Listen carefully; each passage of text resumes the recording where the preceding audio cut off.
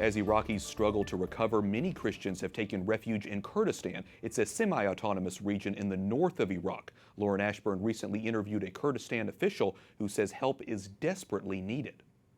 Joining us now is Bayan Sami Abdul Rahman, the representative of the Kurdistan regional government to the U.S. Welcome to the program. Tell me about the relationship between Kurdistan and Iraq in terms of helping Christians who have been pushed out of their homeland. Well, I would say that the majority of Christians in Iraq are now sheltering in Kurdistan region in Iraq.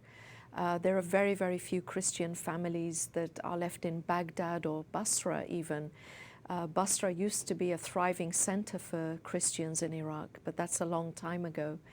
Unfortunately, with what happened to the Christian community under ISIS, particularly after 2014, tens of thousands, maybe 200,000 fled to Kurdistan.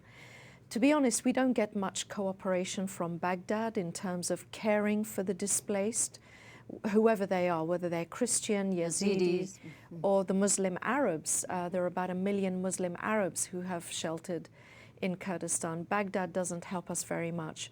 So in terms of assistance from Baghdad, there isn't much going on. Well, what do you believe the role of the U.S. then and the UN should be in helping Iraq rebuild after ISIS? What would you like to see? Well, wherever ISIS has been, there has been utter destruction.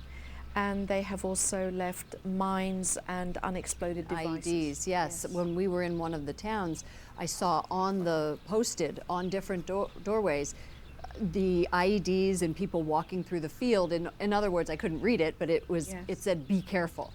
Absolutely. I mean, the majority of the Peshmerga who have died in the fight against ISIS have actually died from the unexploded devices, not so much from the actual fighting. And so one of the first things that we need the UN and the United States to show leadership on is to decontaminate these bombs and mines, and then to engage in a huge, substantial reconstruction program. And I liken it to the big Marshall Plan that we, or the United States and Britain and the coalition had after the Second World War. It needs to be a construction program on a massive scale, not the ad hoc kind of pledges that we've had, with all my respect to all the people that have been pledging. But the scale of the destruction will cost billions and billions to undo or repair, let's say. Look at Batnaya, look at the rubble. It's 90% of the city is decimated, and then you have all of the devices that are left behind. How can people be expected without help to rebuild their lives? Absolutely, and this is one of the frustrations for the displaced people.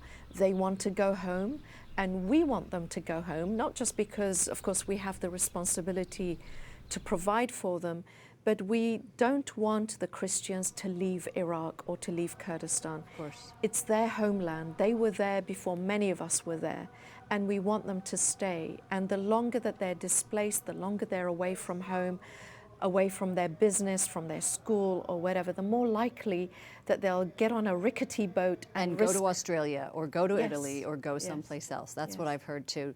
Thank you so much, Bayan Sami Abdul Rahman. So nice having you on the program. Thank you. I hope you come back. Thank you.